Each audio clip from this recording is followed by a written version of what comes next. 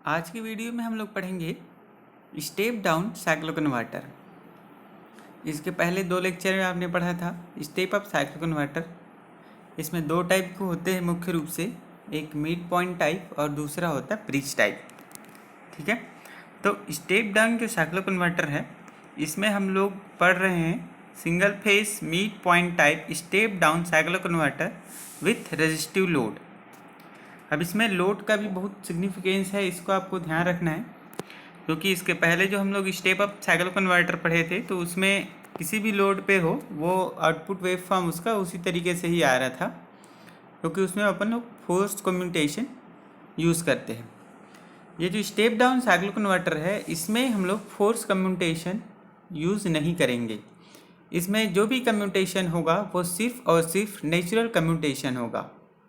ठीक है, जो नेचुरल कम्यूटेशन है एक बार फिर से मैं याद दिला देता हूँ आपको कि क्या होता है कि जब जैसे आपका SCR है पॉजिटिव हाफ साइकिल में वो वर्क करता है, जैसे उसमें निगेटिव हाफ साइकिल आएगा, है ना, क्योंकि SCR जो है यूनिडायरेक्शनल होता है तो वो निगेटिव हाफ साइकिल में वर्क नहीं कर पाएगा, रिवर्स बेस में हो जाएगा, तो ऑटोमेटिकली ही वो क्या हो जाएगा, टर्न ऑफ हो जाएगा। ठीक है, तो इसको बोलते हैं नेचुरल कम्यूटेशन। कम्यूटेशन मतलब थाइस्टर को टर्न ऑफ करने का प्रोसेस। ठीक है, तो ये जो स्टेप डाउन साइक्लो कन्वर्टर है जैसे कि आपको डायग्राम में बताया गया था, ये स्टेप अप साइक्लो कन्वर्टर का और स्टेप डाउन साइक्लो कन्वर्टर का जो सर्किट डायग्राम है वो दोनों सेम ही रहेगा, उसमें कोई चेंजेस नहीं आएगा। सिर्फ उसका जो वर्किंग ऑफ ऑपरेशन है वहाँ पे उसको चेंज करते हैं। ठीक है सर, एक बार फिर से रिपीट कर दे रहा हूँ मैं, इसका जो सर्किट डायग्राम रहेगा स्टेप अप और स्टेप डाउन साइक्लो कन्वर्टर का दोनों सेम ही रहेगा, सिर्फ इसका जो वेव फॉर्म है और इसका जो ऑपरेशन है जिसमें हम लोग वर्क करेंगे उसमें चेंजेस आएगा। तो जैसे कि आपने देखा था इसके पहले जब हम लोग स्टेप अप साइक्लो कन्वर्टर पढ़े थे तो इसका जो सर्किट डायग्राम था, है ना, तो उसको मैं एक बार दिखा देता हूँ आपको ताकि आपको समझ में आ जाएगा। ये था, है ना, ये आपका जो सर्किट डायग्राम दिख रहा है single phase mid point type cyclo converter. अब इसको आप स्टेप अप समझो या स्टेप डाउन समझो, दोनों केस में ये सेम सर्किट डायग्राम काम करेगा। अब पहले इस बार हम लोग देख लेते हैं इसके positive half cycle negative half cycle में कौन कौन सा जो है फॉरवर्ड बैच में होगा और कौन सा रिवर्स बैच में होगा, ताकि आपको समझने में आसानी हो। तो जब इसका पॉजिटिव हाफ साइकिल चलेगा तो पॉजिटिव हाफ साइकिल मतलब ये यहाँ पे क्या हो जाएगा, प्लस और ये माइनस। ठीक है, तो इसका जो ट्रांसफार्मर का सेकेंडरी वाइंडिंग है क्योंकि आपका मिड पॉइंट टाइप है तो यहाँ पे आ जाएगा प्लस, ये टर्मिनल माइनस, फिर से प्लस और ये माइनस। तो इस केस में अगर आप देखेंगे, है ना, तो ये तो आपका थाइस्टर P1 जो है वो फॉरवर्ड बेस में आता है और जो दूसरा थाइस्टर N2 है ये फॉरवर्ड बेस में होता है पॉजिटिव हाफ साइकिल के केस में। ठीक है, इतना तो समझ में आ गया होगा क्योंकि इसको आपने प्रीवियस लेक्चर में ही पढ़ा था। अब इसका निगेटिव हाफ साइकिल की जब हम लोग बात करेंगे तो इसको हम लोग चेंज कर देते हैं। जब निगेटिव हाफ साइकिल आ जाएगा मतलब ये माइनस होगा और ये क्या हो जाएगा, प्लस हो जाएगा। तो उस केस में माइनस, मिड पॉइंट पे यहाँ पे प्लस, फिर यहीं पे माइनस और ये प्लस, इस तरीके से इसमें वोल्टेज डेवलप होगा। अब इस केस में देखना, ये चूँकि आपका प्लस यहाँ से जा रहा है ना, तो ये किधर से स्टार्ट होगा, ये इसका जो एंड साइड है ये इधर से इसको पॉजिटिव मिलेगा और यहाँ से इसको निगेटिव मिलेगा, तो उस समय आपका N1 फॉरवर्ड बैच में होगा और ऐसी जो आपका P2 है इसके लिए क्या होगा, इधर से पॉजिटिव जा रहा है ऐसे और यहाँ से आ जाएगा निगेटिव, है ना। तो इस तरीके से इस समय तो अगर देखेंगे हम लोग तो N1 और P2 ये दो थाइस्टर जो है निगेटिव हाफ साइकिल में फॉरवर्ड बैच में होंगे। ठीक है, अब आपको फॉरवर्ड बैच रिवर्स बैच तो समझ में आ गया। अब इसमें आपको जो मुख्य रूप से ध्यान देना है वो देखते हैं। एक बार मैं इसका डायग्राम आपको दिखा देता हूँ फिर से, जो आउटपुट वेवफॉर्म है वो, ताकि आपको कन्फ्यूज़न ना रहे, है ना। जैसे कि ये जो वेवफॉर्म दिख रहा है ये इसका आउटपुट का वेवफॉर्म है। अगर अपने को 1/3 फ्रिक्वेंसी पे आउटपुट चाहिए, 1/3 मतलब जैसे आपका इनपुट का 6 साइकिल चलेगा तो अब आपको आउटपुट 3 मिल रहा है, मतलब वो कितना क्या कहलाएगा, 1/3 कहलाएगा। ठीक है, नहीं इसमें थोड़ा सा मिस्टेक हो गया। जैसे आपका इनपुट का जैसे 3 साइकिल जब चलेगा, मतलब ये आपका जो जैसे यहाँ से अपन लोग क्या करते हैं, यहाँ से लेके यहाँ तक 0 से लेकर 2 पाई तक एक साइकिल होता है, फिर ये दूसरा साइकिल, ये तीसरा साइकिल। ठीक है, अब आपको ये 3 साइकिल चल रहा है, ये किसका इनपुट का है साइकिल, है ना। तब आपको आउटपुट कितना मिल रहा है, ये आउटपुट का अपने को केवल एक साइकिल मिल रहा है ना। 3 पॉजिटिव है 3 निगेटिव है। तो अगर आपको 1/3 आउटपुट चाहिए तो 3 बार अपने को पॉजिटिव ग्रुप को कंडक्ट कराना पड़ेगा, फिर 3 बार निगेटिव ग्रुप को कंडक्ट कराना है। ठीक है, तो इसमें जो विशेष ध्यान देने वाला जो बात है वो क्या है कि पहले हमको पॉजिटिव ग्रुप ऑफ थायरिस्टर है उसको कंडक्ट कराना है, फिर इसके बाद निगेटिव ग्रुप्स के जो थायरिस्टर हैं उसको कंडक्ट कराना है। जैसे आपको डायग्राम में दिख रहा है ये P1 P2 P1 है ना, जितने भी PP वाले हैं ये सब क्या है, पॉजिटिव ग्रुप के थायरिस्टर हैं। और ऐसी 3 बार ये कंडक्ट कराया हम लोग P1 P2 P3 P1 P2 फिर P1 आ गया, है ना। अगर अपने को 1/4 चाहिए रहता तो फिर से हम लोग तो ये 4 बार कंडक्ट कराना पड़ता है। 1/3 है तो अपने को केवल पॉजिटिव ग्रुप को 3 बार और निगेटिव ग्रुप को 3 बार कंडक्ट कराना है। ठीक है, तो ये जितना आउटपुट चाहिए उसके आधार पे इसको वेरी किया जाता है। ठीक है, जैसे हमने 3 बार पॉजिटिव ग्रुप कंडक्ट कराया ऐसे 3 बार निगेटिव ग्रुप, फिर से आपका 3 बार पॉजिटिव ग्रुप, ये चलते रहेगा कंटिन्यूअसली, है ना। अब इसमें आपका लोड का क्या सिग्निफिकेंस है, जैसे आपका रेजिस्टिव लोड है तो आपको पता है कि अल्फा से पाई प्लस अल्फा तक जाता है ना। तो ये इस तरीके से ये लोड का है। इसी को अगर RL लोड पढ़ोगे तो ये थोड़ा सा वेव फॉर्म नीचे आ जाएगा, है ना। अब हम लोग इस चलते हैं इसके वर्किंग की ओर।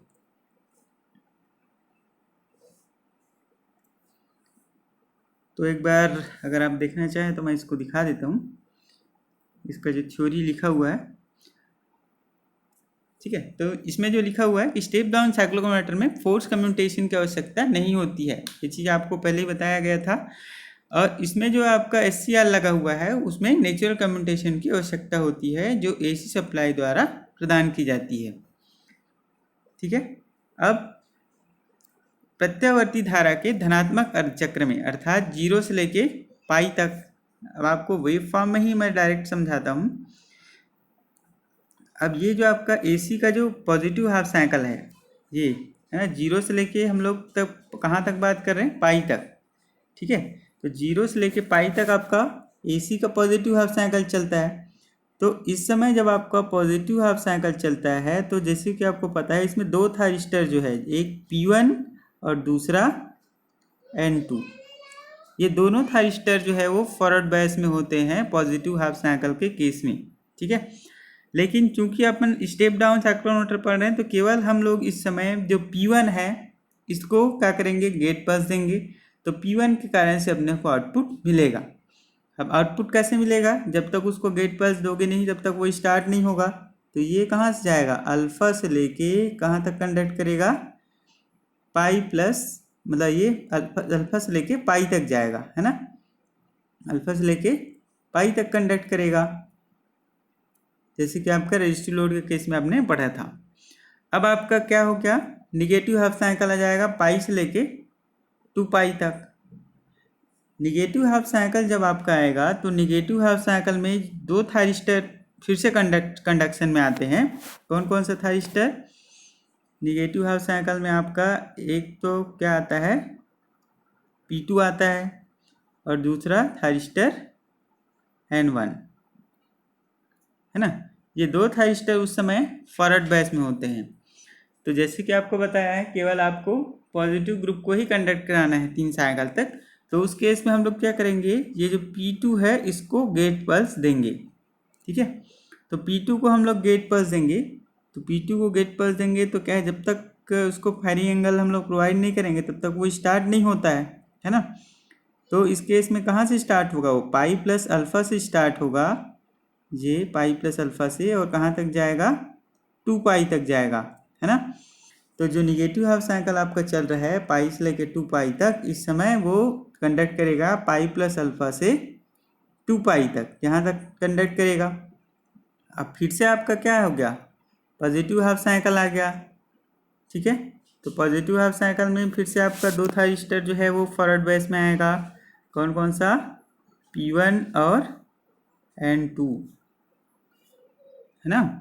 तो ये 2 थाइरिस्टर फॉरवर्ड बेस में है, लेकिन अभी केवल आपको पॉजिटिव ग्रुप को कंडक्ट कराना है। ठीक है, तो इसलिए हम लोग फिर से P1 को क्या करेंगे, गेट पल्स देंगे। ठीक है, ये P1 का ये दिख रहा है नीचे में आपको नाम लिखा हुआ है, इसको जैसे ही गेट पल्स देंगे ये कंडक्शन स्टार्ट करेगा। तो वो कहाँ से करेगा, जैसे 2 पाई पे आपका निगेटिव हाफ साइकिल खत्म हुआ था, तो 2 पाई प्लस अल्फा से स्टार्ट होगा और ये कहाँ तक जाएगा, 3 पाई तक जाएगा। ठीक है, और 3 पाई पे आपका पॉजिटिव हाफ साइकिल खत्म हो जाएगा।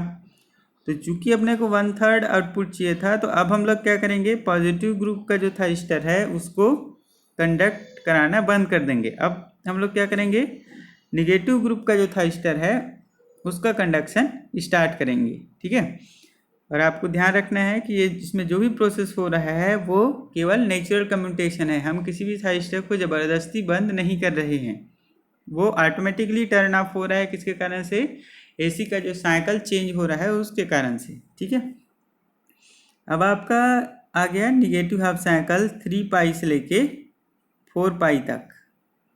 ठीक है, तो जैसे कि आपको पहले ही पता है कि निगेटिव हाफ साइकिल में 2 थाइरिस्टर जो है वो फॉरवर्ड बेस में होते हैं। कौन कौन सा, P2 और N1, है ना। ये आपका निगेटिव हाफ साइकिल में ये दोनों थाइरिस्टर फॉरवर्ड बेस में होते हैं। लेकिन हम लोग गेट पल्स अब किसको देंगे, इधर जो है आपको निगेटिव वाला जो है, जो निगेटिव ग्रुप का जो थाइरिस्टर है केवल उसी को आपको गेट पल्स देना है। तो यहाँ पे हम लोग N1 को क्या करेंगे, गेट पल्स देंगे इसको N1 को, तो इसके कारण से अपने को आउटपुट मिलेगा। ठीक है, तो कहाँ से अपने को कंडक्ट कराना पड़ेगा, ये 3 पाई से लेके 4 पाई तक इसका निगेटिव हाफ साइकिल है। तो 3 पाई पे जैसे हम लोग गेट पल्स देंगे तो ये स्टार्ट कहाँ से होगा, 3 पाई प्लस अल्फ़ा से। 3 पाई प्लस अल्फ़ा से स्टार्ट होके ये जाएगा कहाँ तक, 4 पाई तक जाएगा, है ना। 4 पाई तक अपने को आउटपुट मिलेगा, क्योंकि ये 4 पाई के बाद फिर आपका पॉजिटिव हाफ साइकिल आ जाएगा। ठीक है, तो 3 पाई प्लस अल्फ़ा से 4 पाई तक आपका थाइरिस्टर N1 कंडक्ट करेगा, इसके कारण से अपने को आउटपुट मिलेगा। ठीक है, अब फिर आपका क्या आ गया, positive half cycle 4 pi plus alpha से 5 पाई तक। तो पॉजिटिव हाफ साइकिल में कौन कौन सा थाइरिस्टर फॉरवर्ड बेस में होता है, P1 और N2। तो चूँकि अपने को निगेटिव ग्रुप को कंडक्ट कराना है तो किसको गेट पल्स देंगे, इस N2 को गेट पल्स देंगे। ठीक है, पॉजिटिव हाफ साइकिल चल रहा है, आपको ध्यान देना है 4 पाई से लेके 5 पाई तक, है ना। तो इसमें से अपने को केवल निगेटिव ग्रुप को कंडक्ट कराना है, इसलिए N2 को गेट पल्स देंगे। तो स्टार्ट कहाँ से होगा, 4 पाई प्लस अल्फ़ा से और जाएगा कहाँ, 5 पाई तक। ठीक है, ये जाएगा आपका 5 पाई तक कंडक्ट करेगा N2। फिर से आपका क्या आ गया, next half cycle negative half cycle. तो निगेटिव हाफ साइकिल में N1 और कौन सा थाइरिस्टर होता है, P2। ठीक है, तो फिर से हम लोग N1 को गेट पल्स देंगे। ठीक है, और P2 वो उसको हम लोग गेट पल्स नहीं देंगे, तो ऑटोमेटिकली वो ऑफ ही रहेगा। तो इस तरीके से ये 3 थाइरिस्टर निगेटिव ग्रुप के कंडक्ट कराना है। अब ये 3 थाइरिस्टर कंडक्ट कराने के बाद अब फिर से जब पॉजिटिव हाफ साइकिल आएगा तो उस केस में आपको फिर अगले जो 3 पॉजिटिव ग्रुप्स वाले थाइरिस्टर हैं, P1 P2 फिर P1, इसको आपको कंडक्ट कराना है। ठीक है, तो इस तरीके से हम लोग 3 बार पॉजिटिव ग्रुप को और 3 बार पॉजिटिव ग्रुप था और 3 बार आपका निगेटिव ग्रुप को कंडक्ट कराना है। ठीक है, तो ये आपका निगेटिव ग्रुप है 3 बार, है ना, ये। ठीक है, ये P साइड चला गया, ये 3 आपका निगेटिव ग्रुप और ये 3 आपका पॉजिटिव ग्रुप, है ना। तो इस तरीके से ये वर्क करेगा। तो फाइनली हो क्या रहा है कि जैसे आप लोग देखेंगे कि जब अपना एसी का कितना साइकिल चल रहा है, 3 साइकिल चल रहा है। ठीक है। वो आपको दिखाते हैं हम लोग वेवफॉर्म में कि ये आपका एक साइकिल हुआ एसी का, है ना, 0 से लेके 2 पाई तक, एक पॉजिटिव और एक निगेटिव हाफ साइकिल मिला के एसी का एक साइकिल चलता है। तो एक साइकिल हुआ, ये आपका दूसरा साइकिल 2 पाई से 4 पाई तक, फिर 4 पाई से 6 पाई तक आपका तीसरा साइकिल, है ना, 1 2 और ये आपका 3 हो जाएगा।